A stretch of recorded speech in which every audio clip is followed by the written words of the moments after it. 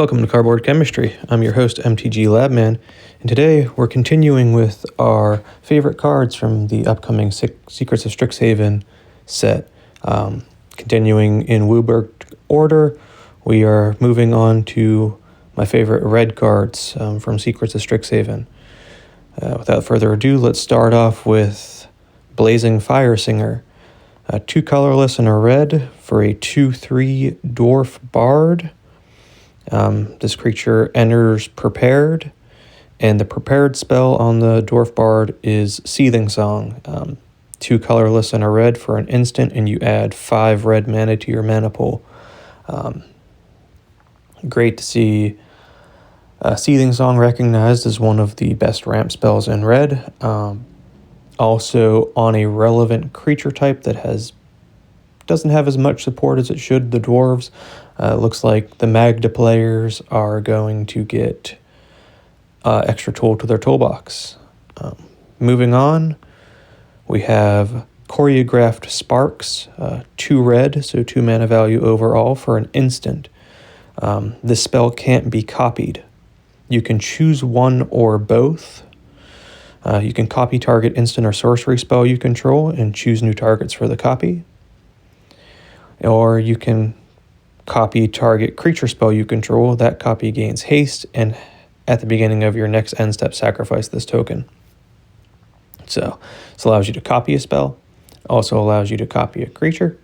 If you're running this in a Izzet deck, you could copy a spell that copies a creature and then create another copy of the creature with the spell. I think it's a very unique, very, very cool modal spell. You know, the downside is you can't copy this spell, but I think Wizards, put the limitation on that so that you don't just cast this, choose this as the spell to copy as it resolves, then you choose, you could just get into infinite copies, Infinite Storm with a single spell. So good call on Wizards to put that text there, but overall a really cool spell, really unique and really powerful spell. Moving on to the red Emeritus, right? Each color has a Emeritus. It's kind of tied to a signature spell from Magic's history. We have Emeritus of Conflict, the 1 colorless, 1 red, 2/2 creature human wizard with first strike.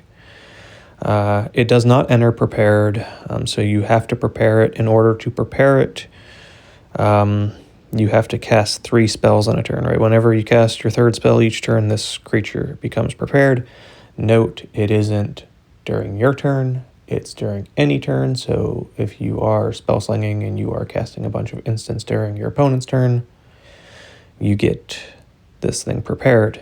The prepared spell on Emeritus of Conflict is Lightning Bolt. 1 red, Lightning Bolt deals 3 damage to any target. The Emeritus of bolting the bird, basically, is what this is. Lightning Bolt is a signature spell in red. It's been around forever. Great spell, great single target removal, especially early in the game. And the ability to do this consistently just for casting spells. Granted, your deck does have to be designed to cast multiple spells in a turn, but as the commander format grows, even in some of the other formats, if you're casting low mana value spells, it's easy turn 3, turn 4, be able to cast 3 spells that turn, and then Lightning Bolt. Moving on to not the flashiest card in the of the color red, but Flashback. 1 red for an instant. Target instant or sorcery card in your graveyard gains flashback until end of turn. The flashback cost is equal to its mana cost. For 1 red, you can give anything in your graveyard, instant or sorcery wise, flashback. And flashback your most powerful spell for 1 extra mana in addition to its mana cost seems just like a shoo-in, and it's a really cheap instant. And with Lorehold wanting things to leave your graveyard, you flash this back, then the spell that you flash back has flashback, so then you exile both of them. That's 2 cards leaving your graveyard, and if you have your benefits of something leaving your graveyard, you get two triggers of that for playing flashback, and then the spell that you flash back. Moving on, we have the Paradigm card from for red. Improvisation, Capstone, 5 colorless, 2 red. Exile cards from the top of your library until you exile a card with mana value 4 or greater. You may cast any number of spells from among them without paying their mana cost, right? So, exile cards. If you hit something 4 or greater, you cast that for free. If your first card's 5, you get to cast it for free. But you only flip 1 card. This is a free cast on every one of your first main phases because of the Paradigm mechanic, right? As long as the first copy is successfully cast, you get a copy of it each one of your first main phases. So this is a free permanent on your battlefield, or multiple, if you're running low cost spells. So pretty nice. I think I do like this one the most out of the Paradigm cards. The white one is also good. You get to return something from your graveyard. I think those two are going to be the most powerful, the most used, but really cool. Like I said, waiting to see how the Paradigm mechanic turns out, because it is 7 mana to cast the spell. So we'll see how it fares. Moving on to Micah, Reader of Ruins. 3 colorless and a red for a uncommon legendary creature, Human Artificer. That's a 4/4. It has ward, pay 3 life. And then whenever you cast an instant or sorcery spell, you may sacrifice an artifact. If you do, copy that spell, and you may choose new targets for the copy. I can't believe this is printed in uncommon, right? It doesn't say sacrifice a non-token artifact. It's in red. You have treasure tokens, very easily produce treasure tokens in red. So you can foreseeably, whenever you cast an instant or sorcery, sack a treasure token, and then copy that. Use something that makes treasure tokens, sacrifice your 1 treasure token, get double your treasure tokens.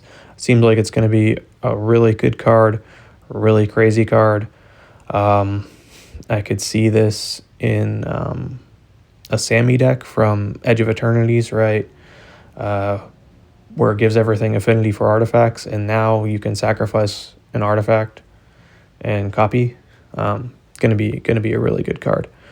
I can see that being a definitely a grab out of the set.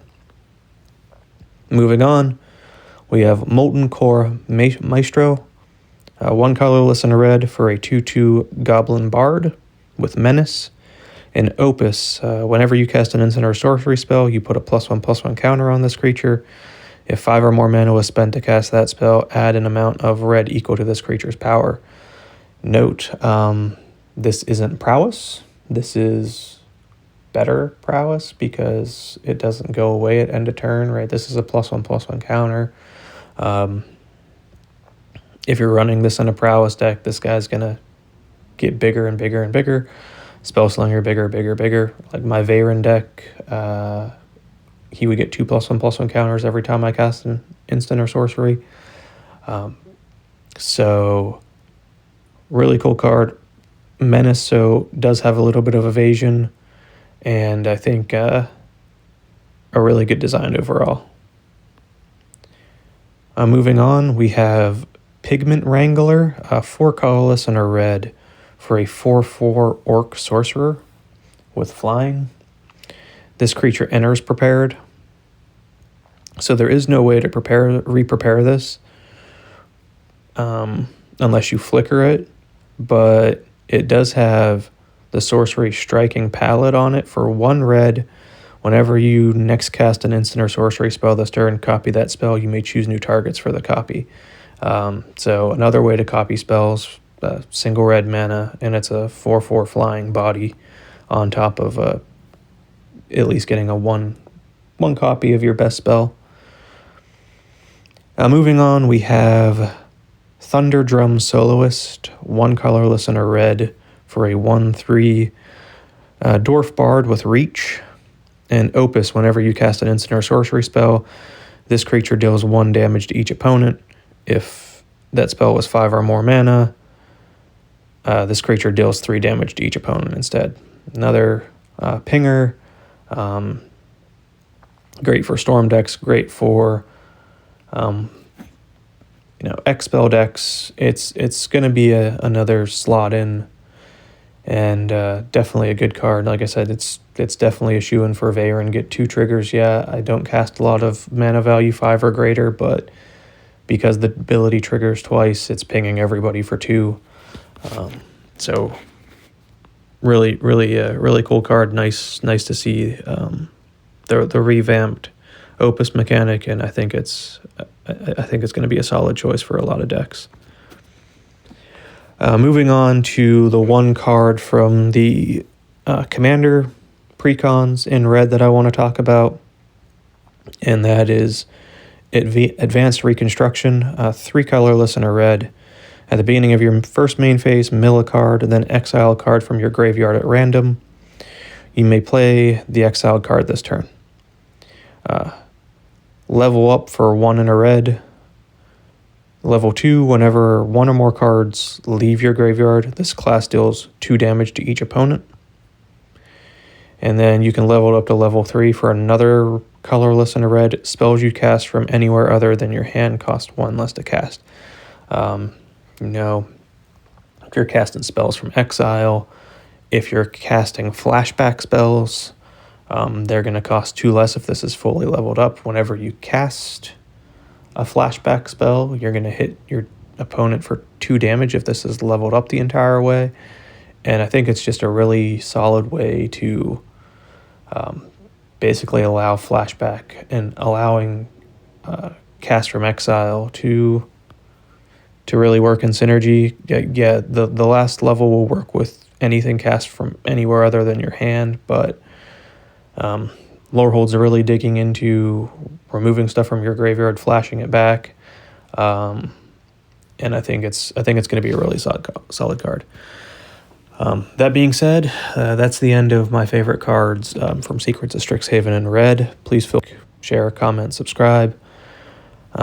Let me know what your favorite cards are in red for Secrets of Strixhaven, and I'll catch you guys on the next one. Take care.